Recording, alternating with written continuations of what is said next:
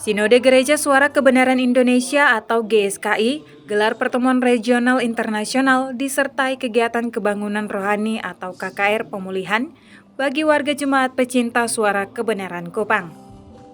Kegiatan pertemuan regional internasional itu diawali dengan ibadah KKR pemulihan yang diikuti oleh ratusan warga jemaat pecinta suara kebenaran Kupang. Dalam ibadah kebaktian kebangunan rohani yang dipimpin langsung oleh Ketua Sinode GSKI, Pendeta Profesor Dr. Erastus Sabdono, mengingatkan warga jemaat agar selalu mendekatkan diri kepada Tuhan karena menurutnya hidup itu singkat dan tragis, sehingga perlu mencari Tuhan dengan sungguh-sungguh agar hidup itu berkenan kepada Tuhan. Saudara, saya Pendeta Erastus Sabdono mengingatkan hidup itu tragis dan singkat. Kita mau cari apa? Segala kemuliaan dunia itu sementara dan fana. Oleh sebab itu mari kita cari Tuhan sungguh-sungguh, hidup dalam kekudusan setiap hari. Ingat kalimat ini, hidup ini singkat dan tragis. Cari dulu kerajaan Allah dan kebenarannya.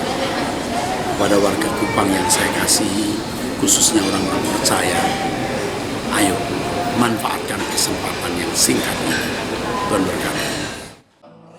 Sementara Ketua GSKI Wilayah NTT Pendeta Joni Kilapong mengatakan tujuan dihelat dua kegiatan itu dalam rangka memperlengkapi para gembala, para pelayan dan calon pelayan gereja agar meningkatkan kapasitas untuk mendapatkan impartasi spirit dari Ketua Sinode Gereja Suara Kebenaran Indonesia, Pendeta Profesor Dr. Erastus Sabdono.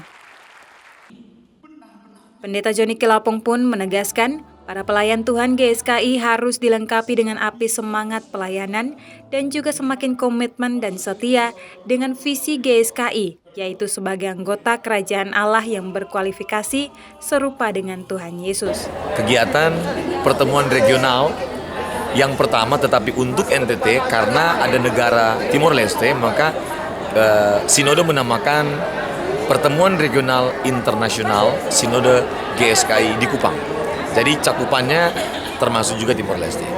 Dilaksanakan tanggal 8 sampai 9 Januari 2024 di Hotel Harper dan tujuannya adalah untuk memperlengkapi para gembala, para pelayan dan calon pelayan.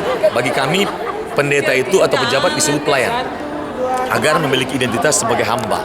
Karena takutnya kalau misalnya disebut pejabat, maka yang melekat adalah mohon maaf yang faktanya seorang gila hormat.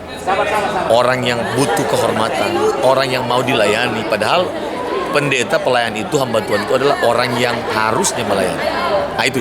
Lalu yang kedua, tujuannya adalah meningkatkan kapasitas untuk mendapatkan impartasi spirit dari Gembala Sinode GSKI, yaitu Pendeta Asosiat Profesor Dr. Erastus Sabdono, dan juga beberapa narasumber dari pengurus pusat Sinode GSKI yang capable, yang memiliki kapasitas untuk bisa membekali para pelayan-pelayan Tuhan yang ada di Kupang, di NTT, dan juga Timor Leste.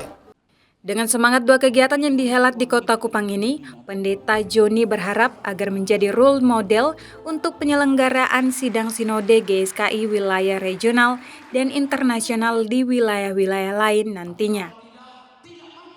Badulaba, AFB TV melaporkan.